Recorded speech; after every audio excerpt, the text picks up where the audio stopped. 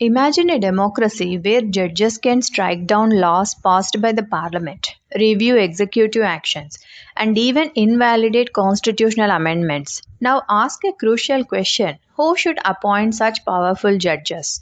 The answer lies at the center of one of India's most enduring constitutional debates, the collegium system. At its core, the collegium represents a constitutional attempt to protect judicial independence. Yet, critics argue that it often does so at the cost of transparency and accountability. Thus, the debate is not merely about appointment, it is about balancing two democratic necessities. The Constitution originally envisaged judicial appointments under Article 124 and 217, where the President would appoint judges after consultation with the judiciary. However, through the three judges case 1981, 1993, and 1998, the Supreme Court gradually evolved the collegium system, giving primacy to senior judges in appointing and transferring judges. The rationale was clear. A judiciary dependent on the executive for appointments may hesitate to check governmental excesses. In a country that experienced the emergency between 1975 and 77, judicial independence became a constitutional imperative. Pause and think about this. The Constitution can protect citizens only if judges are free from those who wield political power. The Collegium was undoubtedly strengthened this independence. It has enabled courts to deliver landmark judgments such as Keshwananda Bharati 1973, which established the basic structure doctrine, S.R. Bommai 1994, which protected federalism, and Puttaswamy 2017, which recognized privacy as a fundamental right. Supporters argue that such decisions are possible only when judges are insulated from executive pressure. Moreover, global experience offers cautionary lessons. In several countries, political control over judicial appointments has led to accusations of ideological capture and erosion of judicial neutrality. The Collegium seeks to prevent such outcomes. However, independence alone does not guarantee legitimacy. The strongest criticism of the Collegium is its lack of transparency.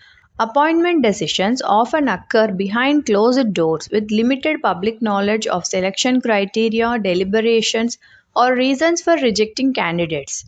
This has led to concerns about favoritism, judicial nepotism, and so called judges appointing judges phenomena. One often cited criticism is that opacity may protect independence, but it can also conceal inefficiency.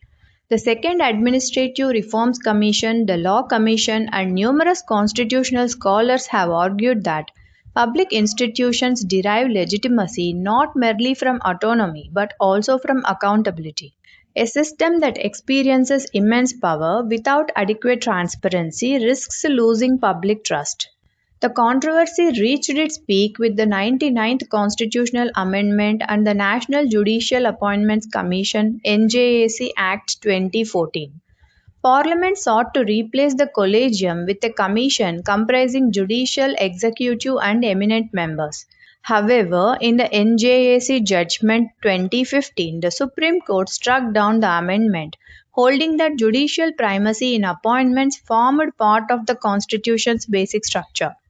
The judgment reaffirmed judicial independence but also acknowledged shortcomings within the Collegium. Subsequently, the court introduced measures such as publishing Collegium resolutions and recording reasons for recommendations, improving transparency to some extent. Yet challenges remain. Delays in appointments, vacancies in higher courts, lack of diversity, and limited institutionalized evaluation mechanisms continue to attract criticism. The way forward lies not in choosing independence over transparency or vice versa.